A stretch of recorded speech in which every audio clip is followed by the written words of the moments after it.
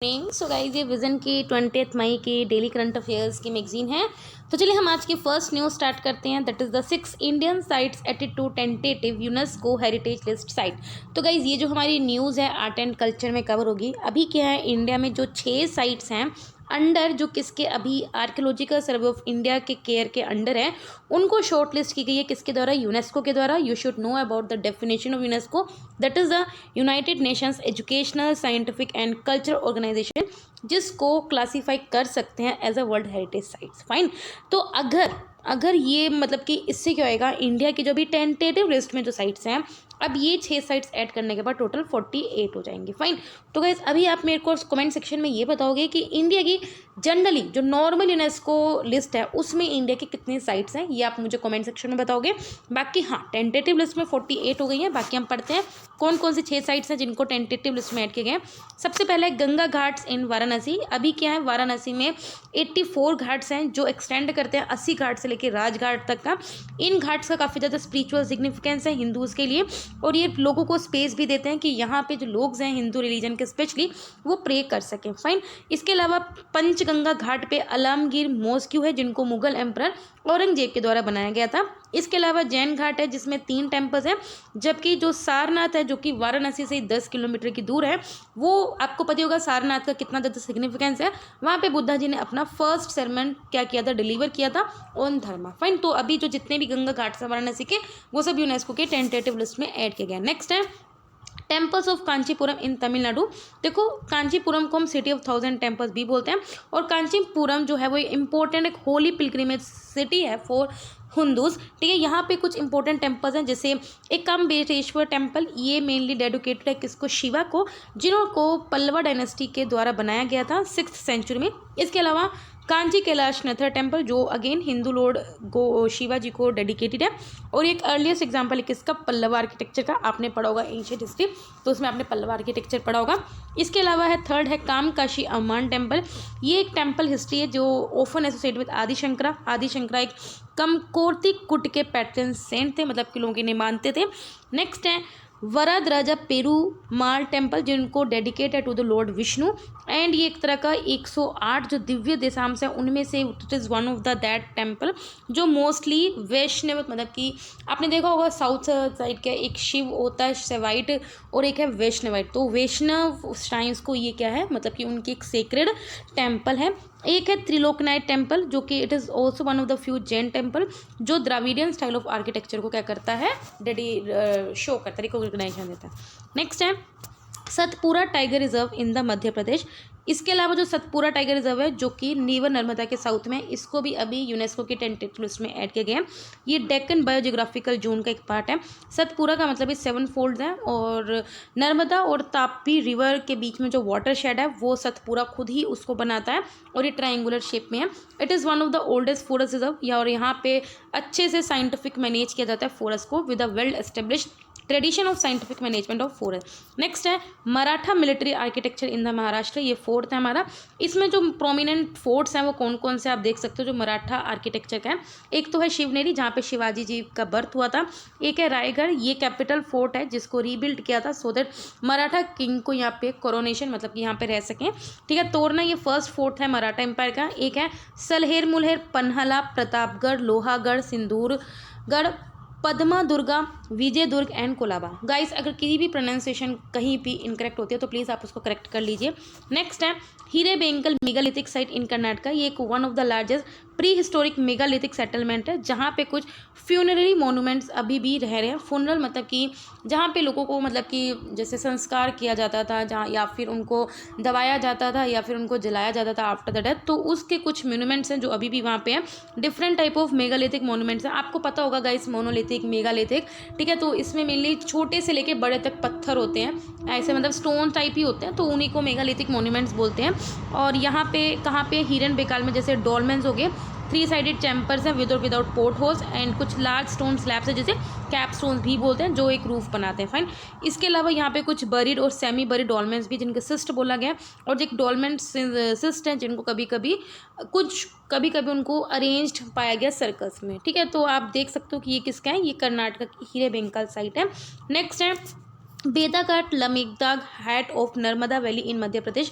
देखो गाइस, पहली बात आपको 6 की 6 साइट्स अच्छे से याद होना चाहिए और थोड़ा बहुत इसके बारे में याद रखना चाहिए। एक नर्मदा रिवर वैली का ही पार्ट है, जबलपुर में। जो भेदघाट है उसको ग्रैंड कैन्यन ऑफ इंडिया भी बोलते हैं। यहाँ पे धुरंधर वाटरफॉल है भेदाघाट में, वो आपको काफ़ी अच्छा व्यू देगी of the smoke coming out of the river. Several यहाँ पे जो डायनासोर के फोसिल्स पाए गए नर्मदा वैली में, स्पेशली कहाँ पे, भेदाघाट लमेदघाट एरिया ऑफ जबलपुर में। ये मार्बल के लिए भी काफ़ी ज़्यादा फेमस है। मार्बल स्पेशली बेदकट एरिया के डिफरेंट शेड्स में आपको मिलेंगे, white, grey, pink, bluish grey, जो इस मार्बल रॉक्स की ब्यूटी को और ज़्यादा एनहेंस करता है। फाइन। नेक्स्ट न्यूज़ है, that is the TRAI, that is the telecom regulatory authority of India, issues consultation paper on road map to promote broadband connectivity and enhance broadband speed. तो guys, अभी आपको समझ में आ रहा होगा न्यूज़ पढ़ के कि ब्रॉडबैंड की जो कनेक्टिविटी है उसको हमें अच्छा करना है और जो हमें स्पीड है उसको भी हमें इंप्रूव करना है। ऐसा ये इशू किया है कंसल्ट पेपर, किसने, telecom regulatory authority of India ने। तो गाइस, ये जो हमारी न्यूज़ है इकोनॉमी में कवर होगी। अभी क्या है, telecom regulatory authority of India के द्वारा जो लेटेस्ट डाटा आया है उसमें ये बताया है कि जो वायरलेस और फिक्स्ड लाइन जो ब्रॉडबैंड सब्सक्रिप्शंस हैं उनमें काफ़ी ज़्यादा डिफरेंस है। मतलब जैसे आप वाईफाई यूज़ करते हो तो वाईफाई लोग ज़्यादा यूज़ करते हैं वायरलेस नेटवर्क जैसे। अब आप देख सकते हो इनका यूज़ नियर अबाउट, इनके जितने यूज़र्स हैं 750 मिलियन यूज़र्स हैं, जबकि जो फिक्स्ड लाइन ब्रॉडबैंड यूज़र्स हैं उनके बहुत कम है, that is 47 point only near about 48 million user. अभी इतना ज़्यादा जो डिफरेंस है वो क्यों है, क्योंकि आपको पता है पहली बात तो ब्रॉडबैंड की स्पीड्स अच्छी नहीं होती हैं, ठीक है। इस वजह से क्या है, ब्रॉडबैंड की जो स्पीड है उसको इंप्रूव करने की बात की जा रही है। हाउएवर जो फिक्स्ड लाइन ब्रॉडबैंड सब्सक्रिप्शंस हैं वो कुछ बेनिफिट्स अच्छे देते हैं, जैसे ये ज़्यादा रिलायबल है, ठीक है। लो लेटेंसी, मतलब कि जैसे अगर आप किसी को मैसेज करो तो वो एकदम से तुरंत चला जाएगा, तो इसमें स्पीड और हायर स्पीड आपको ज़्यादा देते हैं। फाइन। इसलिए क्या है, आप इसको सुटेबल मान सकते हो for assessing cloud based enterprise application, मतलब कि जो स्पेशली जो बड़े बड़े ऑर्गेनाइजेशन होते हैं वो यही सब यूज़ करते हैं ब्रॉडबैंड कनेक्शन, बिकॉज ये ज़्यादा रिलायबल होते हैं। फाइन। इलेक्ट्रॉनिक कम्युनिकेशंस के लिए, video streaming, online gaming, online education, telehealth, तो ये इनके लिए सूटेबल होते हैं। हाउएवर जो ऊकला स्पूट टेस्ट ग्लोबल इंडेक्स जो 2020 में जिसकी रिपोर्ट आई थी उसमें जो इंडिया का रैंक है वो ब्रॉडबैंड में वो 129 है out of 138 nation in terms of mobile broadband speed and 75th among the 174 countries in FLV। मतलब आप देख सकते हो कि मोबाइल में जो आपको स्पीड मिलती है उसमें इंडिया का रैंक अच्छा है, 75 है। फाइन। जबकि जो मतलब कि लैंड लाइन या तो फिक्स लाइन ब्रॉडबैंड कनेक्शंस में इंडिया का रैंक है वो बहुत कम आया है। फाइन, 75। फाइन। नेक्स्ट है, इश्यूज़ क्या है। इश्यूज़ क्या है कि लोग क्यों इतना मतलब कि फिक्स्ड लैंड सब्सक्रिप्शंस को पसंद नहीं करते। सबसे पहले क्या है, बिल्डिंग कॉम्प्लेक्स एंड सोसाइटीज़ में कहीं ना कहीं इनका रेस्ट्रिक्टेड असेस है, इनको इंस्टॉल करना मेंटेन करने की कॉस्ट ज़्यादा है और इसकी पुअर डिमांड है बिकॉज इनकी कॉस्ट ज़्यादा होती है। नेक्स्ट है, क्या पॉलिसी मेजर्स है, कैसे मेजर्स ले सकते हैं सो दैट हम फिक्स ब्रॉडबैंड सर्विसेज की अवेलेबिलिटी और अफोर्डेबिलिटी को इंप्रूव करें। देखो, सबसे पहले हमें क्या करना चाहिए, एक अच्छा सा इंफ्रास्ट्रक्चर क्रिएट करना चाहिए अपनी कंट्री में और इसको लाइसेंस फीस से ज़्यादा एग्जाम्प्ट करना चाहिए। अगर जो भी इन ब्रॉडबैंड कनेक्शन से जो भी आप रेवेन्यू अर्न कर रहे हो तो इसके अंदर जो आप लाइसेंस फी लेते हो तो उनसे एग्जाम्प्ट करना चाहिए। दूसरा, हमें क्या करना चाहिए, फिक्स्ड लैंड ब्रॉडबैंड के कनेक्शंस को प्रोलिफरेशन को प्रमोट करना चाहिए, मतलब कि लोग ज़्यादा से ज़्यादा यूज़ करें सो दैट हम डायरेक्ट बेनिफिट किसको दे सके, कंज्यूमर्स को। फाइन। इसके अलावा हमें इनको पब्लिक प्लेसेस में असेस देना चाहिए, जैसे गवर्नमेंट बिल्डिंग्स में, स्ट्रीट फर्नीचर पे रीजनेबल कॉस्ट में। कंसर्न्स क्या, कंसर्न्स यही है कि अगर हमने लाइसेंस फी से एग्जाम्प्ट कर दिया तो उसका मिसयूज़ हो सकता है और आप मिस अप्रोप्रिएट वे में रेवेन्यू जनरेट करा सकते हो या फिर कमाई कर सकते हो। वेदर द लाइसेंस फी को एग्जाम्प्ट करो on all the kind of usage, लेकिन कहीं ना कहीं जो हमें फिक्स लाइन नेटवर्क से लाइसेंस से अर्न करना चाहिए और इसके अलावा ड्यूरेशन होनी चाहिए कुछ एग्जाम्पशन की, मतलब कि अगर आप लाइसेंस फी से एग्जाम्प्ट कर रहे हो तो आप कुछ ड्यूरेशन रख सकते हो कि हाँ 1 साल तक मैं नहीं लेता, तो इस तरह के ड्यूरेशन आप कर सकते हो। इसके अलावा जो अमाउंट है DBT का, डायरेक्ट बेनिफिट टू कंज्यूमर्स, वो हर एक कनेक्शन का ये भी खुद कनेक्शन मतलब कि कंसर्न है। मैक्सिमम ड्यूरेशन ऑफ सब्सिडी, कितने टाइम तक हम उसको सब्सिडी देंगे, ठीक है, किस तरह से हम आइडेंटिफाई करेंगे उन पर्टिकुलर सेगमेंट ऑफ सब्सक्राइबर को। इसके अलावा हमें एक uniform simple and efficient process की चाहिए जो भी वो पर्टिकुलर स्टेट और लोकल बॉडीज़ यूज़ करें कि किस तरह से हम पब्लिक प्लेसेस और स्ट्रीट फर्नीचर में असेस दे सकते हैं, ठीक है। तो आपको पता रहा क्या मेजर है और हम ये मेजर क्यों नहीं पूरा कर पा रहे, क्योंकि ये कंसर्न है, तो ये हमने इसमें डिस्कस कर लिया। फाइन। नेक्स्ट न्यूज़ पढ़ते हैं, दैट इज़ द, एक सेकेंड हम देख लेते हैं लास्ट पेज में सबका। यस, हाँ, government raises subsidy on the DAP fertilizer by 140%। ये भी हमने परसों ही पढ़ा था जब हमने फर्टिलाइजर्स की बात करी थी। आई थिंक ये भी अगर आपने टेलीग्राम पे माई गवर्नमेंट का जो पेज है या फिर इंस्टाग्राम पे लाइक कर रखा है तो आपने ये पढ़ा होगा वहाँ पे, ठीक है। तो गाइस, ये जो हमारी न्यूज़ एग्रीकल्चर सेक्शन में कवर होगी। अभी क्या देखो, एक सेकेंड, क्या हो गया। यस, नेक्स्ट न्यूज़ है, government raises subsidy on the di ammonium phosphate fertilizer by 140%। अभी हमने 2-3 दिन पहले भी पढ़ा था फर्टिलाइजर्स के बारे में। तो गाइज ये जो हमारी न्यूज़ है एग्रीकल्चर सेक्शन में कवर होगी। फाइन, तो अब देखते हैं। अब देखो, अगर हम हाइयर सब्सिडी देंगे, लाइक अभी हम क्या बोल रहे हैं, गवर्नमेंट सब्सिडी ज़्यादा करने की बात कर रही है। अगर हम हाइयर सब्सिडी देंगे तो इससे क्या होगा, जो फर्टिलाइजर्स कंपनी है वो डीएपी को सेल कर सकती है at the old rate of 1200 against the new price of ₹1900 पर बैग, जो 1 अप्रैल 2021 से एप्लीकेबल था। मतलब कि देखो, अगर हम सब्सिडी ज़्यादा देंगे तो लाइक अगर देखो प्राइस तो बढ़ गई ना, प्राइस बढ़ गए, लेकिन अगर हमने सब्सिडी बढ़ा दी तो जो कंपनीज है, जो फर्टिलाइजर कंपनी, वो पुराने रेट पे ही एक्चुअल में बेच रही हैं। मतलब जी, जो पहले 1200 रुपये का बैग आता था डीएपी का, अब वो 1900 रुपये का हो गया। लेकिन क्योंकि वो जो हमने सब्सिडी है वो बढ़ा दी है, तो जिसकी वजह से अब द्वारा जो फर्टिलाइजर्स कंपनी है वो 1200 रुपये में वो बेच पाएंगे। ठीक है, अगर हम डीएपी के प्राइजेस से राइज हुए हैं, वो क्यों हुए हैं, बिकॉज क्या हुआ है, कहीं ना कहीं जो इनपुट मटेरियल है फॉस्फोरिक एसिड और जो एमिनो है, इन दोनों के जो प्राइजेस है वो 60 से 70% बढ़ गए हैं। ठीक है, अब इसकी वजह से क्या हुआ, जो सेंट्रल गवर्नमेंट का जो एनुअल सब्सिडी थी, ठीक है, जो अभी तक 80,000 करोड़ पे देती थी गवर्नमेंट, अब उसको कितना एडिशनल करना पड़ेगा, 14,775 करोड़। मतलब कि अब आप खुद जोड़ लो, कहाँ ऑलरेडी गवर्नमेंट 80,000 करोड़ की सब्सिडी दे रही थी, अब इसमें ऑलमोस्ट प्लस 15,000 करोड़ और देगी गवर्नमेंट, बिकॉज क्योंकि गवर्नमेंट ने सब्सिडी बढ़ा दी। तो नियर अबाउट अब गवर्नमेंट को जो खर्च होगा वो 95,000 करोड़ होगा ओनली इन सब्सिडी। ठीक है, अब सब्सिडी इंक्रीज क्यों की, बिकॉज अब यार देखो डीजल के प्राइसेस भी बढ़ रहे हैं, और अगर इनपुट कॉस्ट भी बढ़ गई तो फिर फार्मर तो मर जाएगा ना, इसलिए गवर्नमेंट को बढ़ाना पड़ा, और इसकी वजह से इन्फ्लेशन भी हो सकती है। ठीक है, इसलिए क्या करा गवर्नमेंट ने ये स्टेप ले लिया। अब क्या इशूज़ क्या है, अब इश्यूज़ ये हो सकते हैं, अब हमने सब्सिडी तो बढ़ा दी, लेकिन अगेन फार्मर्स क्या करेंगे, ज़्यादा amount of excessive fertilizer use करेंगे, जिसकी वजह से अगेन हमारी जो सोयल हेल्थ है वो डिग्रेड होगी, और फिर वही गवर्नमेंट का फिस्कल डेफिसिट तो बढ़ेगा ही। अब क्या गवर्नमेंट ऑफ इंडिया क्या कर रही है, अब चाहती है कि फर्टिलाइजर सबके पास अवेलेबल रहे, नेमली एक तो यूरिया और साथ में पोटैश और फॉस्फोरस के 22 ग्रेड्स ऑफ जो फर्टिलाइजर्स है वो अवेलेबल है, including di ammonium phosphate at subsidize price through fertilizer manufacture and importer. Fine, अब हमने इसके बारे में वैसे परसों पढ़ लिया था कि यूरिया जो फार्मर्स को मिलता है वो एमआरपी पे मिलता है, जो कि स्टैट्यूटरी नोटिफाइड होता है, जबकि जो फॉस्फेट और पोटैश के जो भी फर्टिलाइजर्स हैं जो 22 ग्रेड्स के, उसमें जो गवर्नमेंट है वो न्यूट्रिएंट बेस्ड सब्सिडी को क्या करती है, इंप्लीमेंट करती है, और ये हमने उस दिन पढ़ लिया था। अब आप देख सकते हो अभी नरेंद्र मोदी ने क्या किया है, हाई लेवल मीटिंग बैठाई थी फर्टिलाइजर प्राइजेस पे। तो आप देख सकते हो गवर्नमेंट एक प्रो फार्मर डिसीजन एक क्या लिया है, डिसीजन लिया है, सो दैट हम फर्टिलाइजर सब्सिडी को बढ़ाएं, मतलब कि फार्मर्स के फेवर में ये डिसीजन लिया गया। इसके अलावा जो डीएपी पे जो सब्सिडी है उसको 40% बढ़ा दिया गया। ये हम देखते हैं कि क्या क्या डिसीजंस लिए हैं अभी जो मीटिंग हुई थी।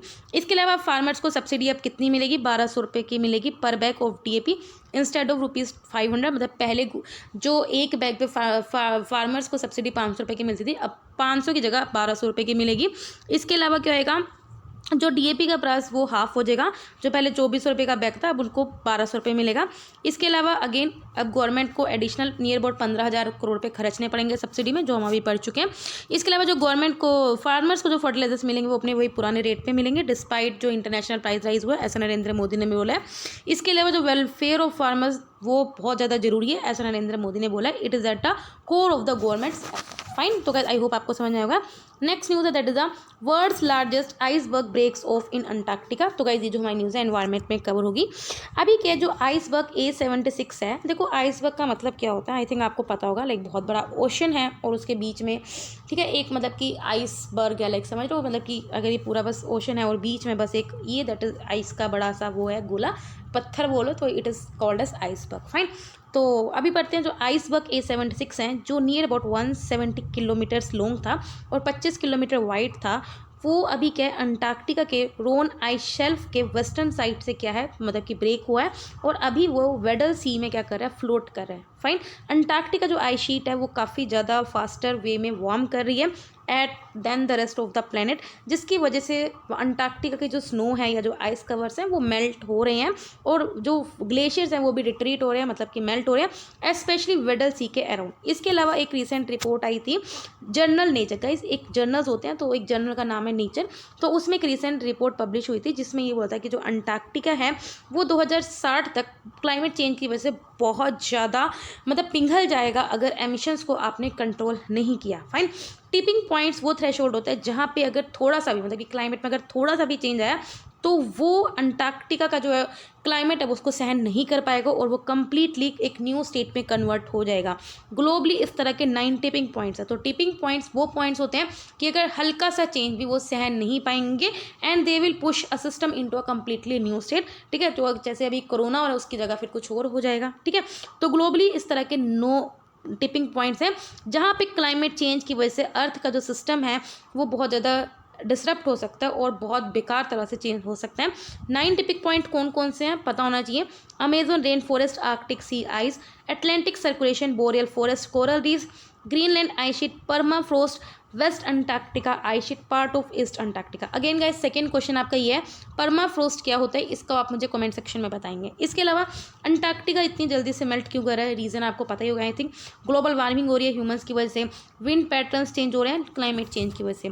इम्पैक्ट क्या होगा, अंटार्कटिका में नियर अबाउट प्लैनेट की अर्थ की 90% आइस है और अगर ये पिघल गई तो आप देख सकते हो कि कितना सी लेवल बढ़ जाएगा, जिसकी वजह से 200 फीट तक क्या है सी लेवल बढ़ जाएगा और ऑफकोर्स हम सभी के सभी नीचे आ जाएंगे। फाइन, एक्शन क्या लेने चाहिए सो दैट हम अंटार्कटिका क्लाइमेट चेंज को प्रिवेंट कर सकें। सबसे पहले हम अपने green house gas emissions reduce करने चाहिए और हम वो कैसे कर सकते हैं, एनर्जी एफिशिएंसी टेक्निक्स यूज़ करके, रिन्यूएबल एनर्जी सिस्टम को इंस्टॉल करके, स्पेशली अंटार्कटिका स्टेशन पे। इसके अलावा हम अपने जब ट्रांसपोर्ट और लॉजिस्टिक्स स्ट्रेटेजिक प्लानिंग है उनमें कोऑर्डिनेट करना पड़ेगा सो दैट हम रीजनल लेवल पे और ग्लोबल एनवायरमेंटल लेवल पे क्या कर सके, एनवायरनमेंट को बेनिफिट पहुंचा सके। इसके अलावा under the environmental protocol of Antarctica treaty India ने ऑलरेडी 3 रिसर्च स्टेशन सेटअप किए गए हैं। एक तो दक्षिण गंगोत्री, हाइवर ये अभी नहीं है, इनको डीकमीशन कर दिया था 84 में, मैत्री किया था 1988 में और भारती किया था 2015 में। अब गाइस फिर मैं एक क्वेश्चन दूंगी, आर्कटिक में कौन सा है, वैसे तो आपको पता होगा हिमाद्री है। ठीक है, खैर मैंने आपको बता दिया। इसके अलावा अंटार्कटिका जो ट्रीटी है वो मतलब कि इसके अंदर जो भी मेंबर कंट्रीज़ हैं उन्हें एफर्ट देना पड़ता है सो दैट क्लाइमेट चेंज को वो एड्रेस कर सकें। इसके अलावा हम कुछ क्लाइमेट एडेप्टेशन स्ट्रेटजीज इंप्लीमेंट कर सकते हैं सो दैट हम अपने प्रोटेक्टिंग एरियाज़ को एस्टेब्लिश कर सकें which are less likely to change such as Ross Sea. कुछ हम बायो सिक्योरिटी मेजर्स ले सकते हैं, किसके थ्रू ले सकते हैं, अगर हम अपने commission for conservation of Antarctic marine living sources हैं इनमें कुछ एक्सपेंड करें, इनके कुछ जो पॉलिसीज हैं उनको इम्प्रूव करें, या फिर इकोसिस्टम मॉनिटरिंग प्रोग्राम, या फिर हम साउथर्न ओशन। तो ये हमने बताया कि किस में हम कैसे करके हम क्या कर सकते हैं, अंटार्कटिका को हम प्रिवेंट कर सकते हैं क्लाइमेट चेंज से। फाइन, नेक्स्ट अब हम छोटी छोटी न्यूज़ है that is the extension of validity of registration certificate issued under the FCRA 2010।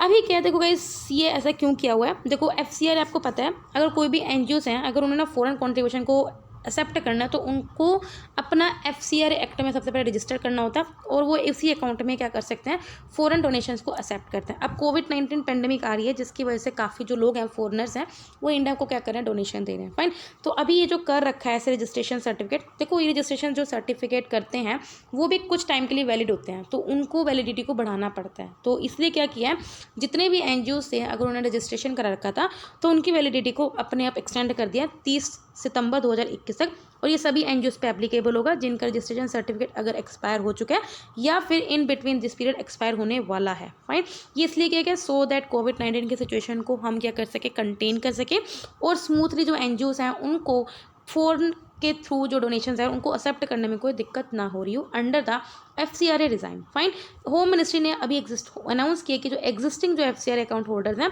उनको अब अपना एक FCRA अकाउंट न्यू दिल्ली की मेन ब्रांच में भी खोलना पड़ेगा, किसकी, SBI की, जो किया जाएगा बाय NGOs और 30 जून तक उन्हें खोलना पड़ेगा। मतलब जितने NGOs हैं उनको अपनी एक ब्रांच SBI के न्यू दिल्ली के मेन ब्रांच में खुलवाना पड़ेगा। नेक्स्ट है infrastructure status for exhibition and the convention sector. अभी क्या है, बेनिफिट्स जो अवेलेबल है वो इंफ्रास्ट्रक्चर प्रोजेक्ट्स के लिए वो सिर्फ उन्हीं प्रोजेक्ट्स के लिए अवेलेबल होगा जिनका मिनिमम जो बिल्टअप कर रहे हैं इंफ्रास्ट्रक्चर प्रोजेक्ट में near about 1 lakh square meters of exclusive exhibition space और कन्वेंशन स्पेस और बोथ कंबाउंड। देखो इंफ्रास्ट्रक्चर स्टेटस का हमारे इंडिया का क्या सिग्निफिकेंस है, ये सबसे पहले क्या इंडस्ट्रीज़ को क्या कर सकता है, cheaper foreign currency funding provide कर सकता है through the external commercial boring, क्योंकि देखो सभी को बोरोइंग की जरूरत है तो ये चीपर रेट पे क्या कर सकता है, बोरिंग प्रोवाइड कर सकता है। इसके अलावा जो सेक्टर है वो कम्पिटिटिव रेट पे ग्रेडेड हो सकता है लॉन्ग टर्म बेसिस पे।